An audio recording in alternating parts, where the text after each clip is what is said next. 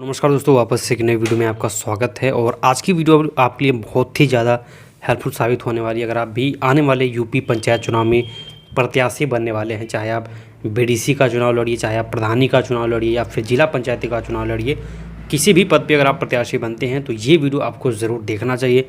क्योंकि दोस्तों ये वीडियो बहुत ज़्यादा इंपॉर्टेंट है, ख़ास आपके लिए। क्योंकि जब आप नामांकन फॉर्म भरने जाते हैं प्रत्याशी बनने के लिए, तो कुछ ऐसी मिस्टेक आपसे हो जाती हैं छोटी मोटी, जिसकी वजह से आपका जो नामांकन फॉर्म है वो रद्द हो जाता है। ठीक है, और आपके 2 साल 3 साल 4 साल की जो मेहनत है वो पूरी पूरी बर्बाद हो जाती है। तो ये चीज़ आपके साथ ना हो, इसलिए इस वीडियो को पूरा देखिएगा। इस वीडियो में हम लोग डिटेल से बात करेंगे क्या रीज़न है जिसकी वजह से आपका नामांकन रद्द होता है और आप उससे कैसे बच सकते हैं। ठीक है, तो यहाँ पे आप देख सकते हैं उत्तर प्रदेश पंचायत चुनाव में नामांकन की प्रक्रिया एक तरीके से सबसे महत्वपूर्ण चरण होता है। यदि उम्मीदवार का नामांकन पत्र सही से नहीं पाया गया है या फिर आवश्यक जो नियम है उनका अगर पालन नहीं होता है तो जो चुनाव लड़ने का अधिकार है दोस्तों वो समाप्त हो जाता है। और इसलिए ये जानना बहुत ज़्यादा ज़रूरी है कि नामांकन रद्द होने के प्रमुख कारण क्या हैं और साथ ही साथ उनसे कैसे बचा जा सकता है। तो नामांकन रद्द होने के अगर हम लोग कारण की बात करें तो सबसे पहला जो मेन रीज़न आता है वो नामांकन पत्र में त्रुटियां, यानी कि छोटी छोटी गलतियां जो नामांकन फॉर्म में होती हैं जिसकी वजह से आपका नामांकन रद्द हो जाता है। जैसे आप अगर उम्मीदवार हैं तो आपके नाम में अगर कोई गलती पाई जाती है, यानी कि अगर आप उम्मीदवार हैं तो जो जितने भी आपके डॉक्यूमेंट हैं, चाहे आधार कार्ड हो, वोटर आईडी हो, सब में सेम नाम होना चाहिए। ऐसा नहीं कि आधार कार्ड में नाम दूसरा है, वोटर आईडी में नाम दूसरा है, लेकिन इसमें फॉर्म में दूसरा नाम आप लिख दे रहे हैं। जैसा रहना है वैसे एग्जैक्ट सब में सेम रहना चाहिए। इसके साथ ही आपके पिता का नाम, पता या वार्ड संख्या अगर गलत लिखी गई है तो इसकी वजह से भी कई बार जब जांच किया जाता है आपका जो फॉर्म है उसको, तो फिर गलती पाने पे नामांकन फॉर्म आपका रद्द हो जाता है। या फिर बहुत सारे जो ज़रूरी कॉलम होते हैं वो अगर खुले रह जाते हैं, आपने उनको अधूरा छोड़ दिया, उसके बाद उसकी वजह से भी आपका नामांकन रद्द हो जाता है। इसके साथ ही जो आरक्षित सीट आई है आपके क्षेत्र में, आपके गांव में, उसके हिसाब से आपने अगर मार्कशीट या जो चीज़ें हैं वो कागज़ नहीं लगाया, उसकी वजह से भी प्रॉब्लम हो सकती है। इसके साथ जो प्रस्तावक आपके हैं या फिर समर्थक हैं उनके अगर हस्ताक्षर नहीं है तो उससे भी, या फिर गलत निर्वाचन क्षेत्र है उससे भी आपका नामांकन फॉर्म रद्द हो सकता है। दूसरे कारण की अगर हम लोग बात करें, अयोग्यता या पात्रता में कमी अगर पाई जाती है तो आपका नामांकन फॉर्म रद्द हो जाएगा। जैसे जो उम्मीदवार की आयु है वो कम से कम 21 वर्ष होनी चाहिए। अगर 21 वर्ष से कम है आपकी आयु तब आपका नामांकन फॉर्म खारिज हो जाएगा। इसके साथ ही निर्वाचन क्षेत्र की जो मतदाता सूची है उसमें अगर आपका नाम नहीं है तब भी आपका नामांकन फॉर्म रद्द हो जाएगा। और दोस्तों अगर आप प्रत्याशी बन रहे हैं तो वोटर लिस्ट के अंदर आपका नाम होना ही होना चाहिए। अगर वोटर लिस्ट में आपका नाम नहीं है तो आप चुनाव नहीं लड़ पाएंगे। इसलिए अभी भी वोटर लिस्ट के अंदर यूपी में काम चल रहा है, समय आपको मिला हुआ है। 15 अप्रैल को फाइनल वोटर लिस्ट आने वाली है, तो ये जो मार्च का महीना, ये पूरे महीने इसके अंदर काम चल रहे हैं। तो अभी भी अगर आपका नाम उसमें नहीं है तो आप ज़रूर जुड़वा लीजिए, ऐड करा लीजिए अपने बीएलओ से मिल करके। और अगर आपके पास वोटर लिस्ट अभी नहीं प्राप्त है, जो ड्राफ्ट वोटर लिस्ट आई थी, तो आप हमें व्हाट्सएप कर सकते हैं इस नंबर पे और आपको वोटर लिस्ट प्राप्त हो जाएगी हमारे यहाँ से। इसके साथ और भी जानकारी प्राप्त हो सकती है जो स्क्रीन पे लिखी गई है, इसके बारे में हम लोग वीडियो के लास्ट में बात करेंगे, तो वीडियो को पूरा ज़रूर देखिएगा आप। दोस्तों आप सरकारी कर्मचारी या लाभ के पद पे हैं तब भी आपका नामांकन फॉर्म रद्द हो जाएगा।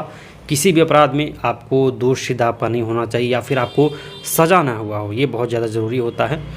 ग्राम पंचायत या फिर किसी सरकारी विभाग की में किसी भी प्रकार का कोई टैक्स ना बाकी हो आपका।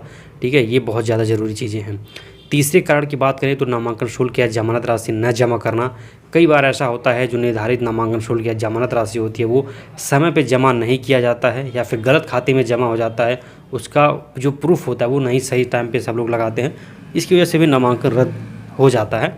कभी कभी दोस्तों जो बैंक की चालान की मूल रसीद होती है वो न देने से भी नामांकन अमान्य एक तरीके से घोषित हो जाता है, तो ये आपको ध्यान देना है। इसके साथ जो प्रमाण पत्र या शपथ पत्र जिसको हम लोग एफिडेविट बोलते हैं, उसमें अगर कोई कमी पाई जाती है या फिर झूठी जानकारी मिलती है उससे भी आपका जो नामांकन है वो रद्द हो जाता है। संपत्ति, आय, ऋण या आपराधिक मामलों की जो जानकारी है अगर उसको आप गलत तरीके से दे रहे हैं, कुछ छिपा रहे हैं, तो उससे भी प्रॉब्लम हो सकती है। जाति या निवास प्रमाण पत्र अगर फर्जी हैं तो उससे भी चीज़ें दिक्कत आपके लिए हो सकती हैं। नामांकन रद्द होने का जो 5वां कारण होता है समय सीमा का उल्लंघन। ठीक है, क्योंकि एक टाइम निर्धारित हो रहा है सभी चीज़ों का, तो निर्धारित समय पे अगर आप नामांकन फॉर्म जमा कर देते हैं, जो ज़रूरी चीज़ें हैं संशोधन में या जो भी वापसी करना वो समय से सब कुछ करते हैं, तो फिर आपका नामांकन फॉर्म रद्द नहीं होगा, स्वीकार कर लिया जाएगा। ठीक है। तो ये तो दोस्तों 5 गलतियाँ हो गई। अब इससे बचने का जो उपाय है वो क्या हो सकता है जिससे आपका नामांकन रद्द नहीं होगा, तो वो जान लीजिए। सबसे पहले तो आपके जितने भी डॉक्यूमेंट हैं ना उनको बहुत ही अच्छे तरीके से जांचिए, एक एक पॉइंट को जो भी आपने भरा हुआ है, जैसे आपका जो नाम है, पता, वार्ड संख्या, प्रस्तावक आदि की जो हर जानकारी है वो 2-3 बार अपने से चेक कर लीजिए। और फॉर्म अगर आप पहली बार भर रहे हैं तो किसी ऐसे व्यक्ति को साथ में लेकर के भरिए जो के बारे में जिसकी जानकारी हो, जैसे जो वकील हैं जो फॉर्म फिल करवाते हैं तो जिनको जानकारी हो, ठीक है। इसके साथ दूसरे अगर हम लोग बात करें पॉइंट की, तो निर्धारित शुल्क जो ज़मानत है वो समय पे जमा कर दीजिए। आपका यानी कि जो भी चालान की रसीद है नामांकन पत्र के साथ लगा लीजिए, और रसीद की जो फ़ोटोकॉपी है उसको सुरक्षित रखिए प्रूफ के तौर पे, ठीक है। तीसरे पॉइंट की बात करें तो आरक्षण संबंधी जो दस्तावेज हैं उसको संलग्न कीजिए। यदि सीट आरक्षित है तो जाति प्रमाण पत्र या फिर महिला होने का जो प्रमाण है उसको साथ में लगाना ना भूलें। तो ये जो मतलब जो कागज़ हैं, जितने भी कागज़ हैं ज़रूरी, उन सबको साथ में ज़रूर लगाइएगा और सबकी कापी अपने पास रखिए, ताकि प्रॉब्लम होने पे फिर आप उसके ऊपर जांच करवा सकें या फिर कंप्लेन कर सकें अगर कुछ गलती विभाग की तरफ से होती है। सही और पूर्ण शपथ पत्र भरिए। आप जो भी एफिडेविट भरते हैं, एफिडेविट में जो आप जानकारी देते हैं अपने संपत्ति का, कर्ज का, आपकी जो आमदनी है उसका, और अपराध से संबंधित जो विवरण है वो सब ईमानदारी से लिखिए, ठीक है। किसी भी प्रकार की जानकारी को छिपाने का प्रयास ना करें, इससे आपका नुकसान हो सकता है।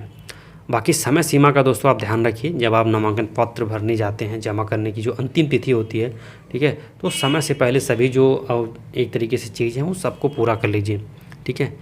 बाकी कानूनी सलाह लीजिए। अगर कोई चीज़ आपको समझ में नहीं आती है तो गलत मत करिए। जो लोग जानते हैं, चाहे आपके वकील हों या फिर जो अधिकारी हों, उनसे आप सलाह लीजिए। और कुछ चीज़ें अगर आपको नहीं समझ में आती हैं तो आप इंटरनेट पर सर्च कर सकते हैं, यूट्यूब पर सर्च कर सकते हैं, ठीक है। अधिकारियों का मार्गदर्शन लीजिए ताकि जो त्रुटियां हैं उससे बच सकें, ताकि आप जो भी 2 साल 3 साल 4 साल में मेहनत किए हैं ग्राम सभा में प्रत्याशी बनने के लिए, वो आपकी मेहनत बेकार ना जाए। क्योंकि जब ये 5 साल में एक बार मौका आता है, और मैं नहीं चाहता हूँ कि आपकी किसी भी छोटी गलती की वजह से आपका नुकसान हो, 5 साल की मेहनत बेकार हो। तो ये पॉइंट छोटे छोटे हैं लेकिन बहुत ज़रूरी पॉइंट हैं, इसको ध्यान दीजिएगा। और अपनी तैयारी आप कर ही रहे होंगे। इसके साथ दोस्तों अगर आप जानना चाहते हैं कि आपके गांव में 5 साल के अंदर कितने काम हुए हैं, मनरेगा योजना में 15वें वित्त में कितने काम हुए हैं, कितनी रोड का निर्माण हुआ, कितनी नालियों का निर्माण हुआ है, तो ये ओवरऑल सारी जानकारी आप हमारे माध्यम से एक दिन के अंदर ले सकते हैं। आवास की सुविधा कितने लोगों को मिली, शौचालय की सुविधा कितने लोगों को मिली, तो ये ओवरऑल पूरी जानकारी लेकर के आप एक अच्छा मुद्दा तैयार कर सकते हैं और लोगों के बीच में प्रचार प्रसार अपना अच्छे तरीके से कर सकते हैं। तो वीडियो के अंदर इतना ही। मिलते हैं दोस्तों नेक्स्ट वीडियो में नई अपडेट के साथ। तब तक के लिए टाटा बाय बाय।